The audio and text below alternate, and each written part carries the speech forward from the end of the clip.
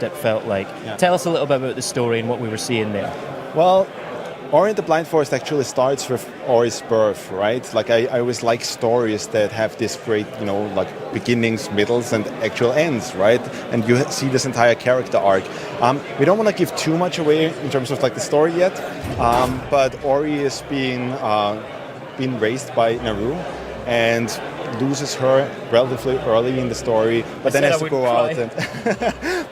go out and kind of like find out more about himself and about the forest that he lives in. Yeah, absolutely. All right, so let's go and look at some gameplay. So this is brand new, never seen before gameplay. This is one of my favorite sections in the game. It's the Shinzo tree, where we're also showing one of the abilities that are really, really cool in the game.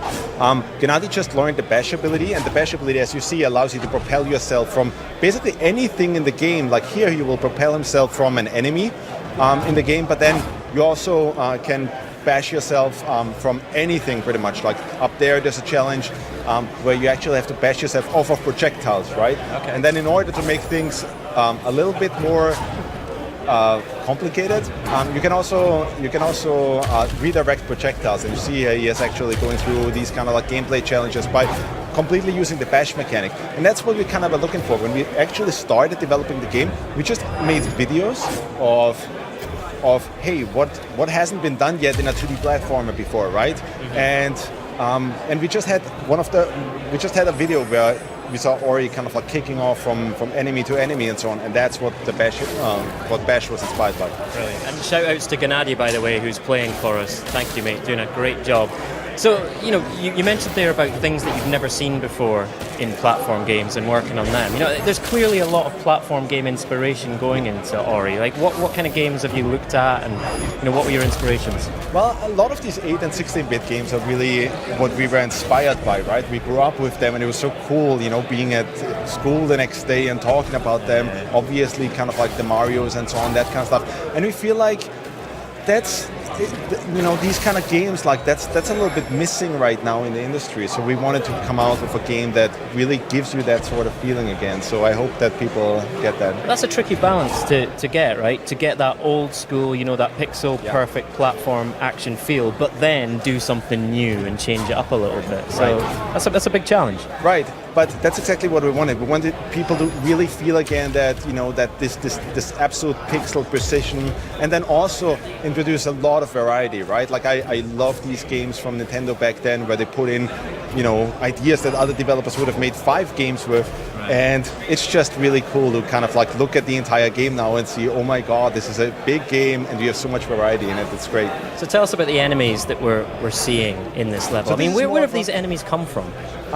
So this here is more of a kind of like a challenge area. So in terms of like the pacing of the game, we're always kind of like switching up between platforming and more puzzly bits, and then also enemy gameplay and so on. So we always want to make sure that the player always stays entertained, right? That it's not like, oh, this is repeating itself or anything like that in there. Okay. So what other abilities is Ori going to learn as you play through the game?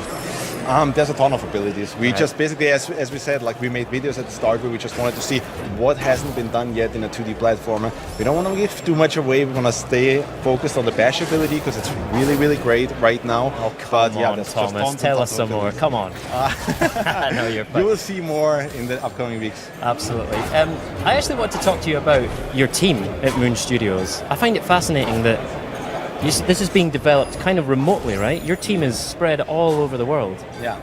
So, I've been working in the industry for some time now, and I've always kind of like seen this issue of, oh, we have this really great person and we want to hire him, but then we can't get the person because he's in a different country or anything like that, right? When I approached Microsoft regarding Moon Studios, I told them, look, I know all these great people, but they're scattered all around the world. And they were okay with it, right? And now Moon is basically a studio where we have people in Austria, in Germany, in Israel, in the States, in Australia, in the Netherlands, in Denmark, in everywhere. We just try to really find the right people for the job. And it seems to be coming together amazing. Me and my wife find it hard to make beans on toast when we're in the same room.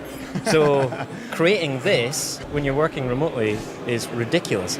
And so talk to me about the art style as well, because the game looks absolutely beautiful, and it kind of looks different to what we've seen before. There's a real kind of painterly aspect to this. Is that something you've been aiming for? we like initially the art style we had two major goals, right? We wanted it to obviously like look beautiful, but then at the same time we also wanted to make sure that it's absolutely 100% clear. Like I like the Nintendo clearness, you know, when it comes to kind of like Mario, like knowing exactly which pixel you're actually gonna land on and so on, right? Yeah. So to me, like I worked as an artist in the industry, to me for like 10 years or so, right? For me, it was always clear that, hey, we would make something beautiful, right? But I think the thing that we're really proud of is that it's also always completely crystal clear what you actually have to do, where you're actually gonna land. Just this precision that, you know, that used to be the norm, the status quo, to bring that back, that was super, super important for us. Talk to us about what we just saw there. I mean, that looked like a kind of mid-level boss battle. Are you bringing boss battles to Ori? There are challenges like that. I mean, in terms of like boss battles, look at this. This looks incredible. Yeah. In terms of boss battles, we wanted to stray away from the kind of like from the traditional setup of, hey, here's a boss, here's some character that we're introducing, and shoot him 3 times in the eye, right, and then he's dead. And you're gonna see a moment here, and we've seen it kind of like at the Gamescom stage where we have moments that are completely frantic, that are completely crazy, where you have to use the abilities that you just learned in order to actually advance through the game, right? And we're doing this in multiple ways, a couple of times throughout the game, and yeah, we think that this works way, way better than the old kind of like, you know, tried kind of like trope of like, oh yeah, here's some character that you have to defeat. Yeah, totally. It's big, so I need to look for the weak spot. One of the things I found interesting, I guess, one of the arts of making a good platform game must be choosing your save points carefully. And you've got around that in a really interesting way, right? We came up with something very, very interesting, which is the Soul Link, right?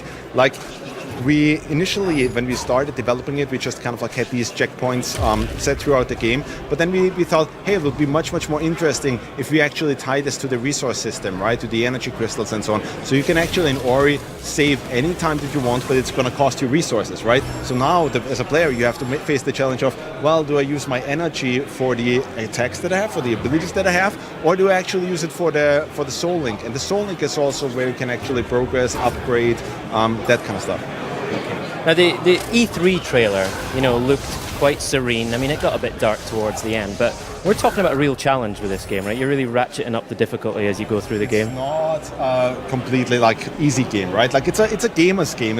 We are inspired by these games of the 90s, right? Where games were actually a real challenge, right? So there's a lot of areas in the game where it's like, hey, this is actually a real challenge, right? It's not going to be something that you just, you know, cruise through, but it's so satisfying if you go through these kind of games and you actually beat something. Like you walk into a room and you're like, oh my god, I'll never beat that, right? And then you try it and then, oh wow, I did that, I'm awesome. That's one of the best moments that you can have in gaming. So one of the other great things about those gamer games, particularly platformers, was the secrets and the Easter eggs, you know, whether they were intended or not. Are you putting those things absolutely into Ori? Like, there are areas in the game where it's like, where we kind of assume that, yeah, maybe 5% of people out there will find that, but I just love that. Yeah, you know, like we grew up playing games like Super Mario Bros. 3, where, you know, like you found the flutes and you felt like, oh my god, right? Yeah. So yeah, there's this kind of stuff. We're super, you know, like we love that. So and in those days, you didn't have the internet to tell you where those things were, exactly. right? Well,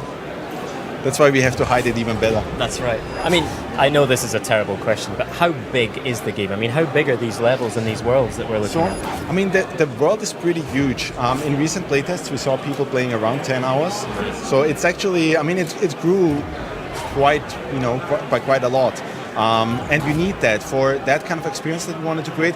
You really need to feel like there's an open world. There's this world that you can explore that has tons of variety. So yeah, it became a really, really big game now. And it looks like it would be actually a great game for speedruns. Has that been on your mind? Yeah, absolutely. I mean, I can't wait to see people actually playing through it and hopefully speedrunning through it. And we even want to do something crazy where hopefully we can do something where, hey, the first person who plays through the game without ever dying once gets a spot in the credits or something like that, because I would love to see that. Yeah, that would be great. Thomas, last question very quickly. Is Naru okay?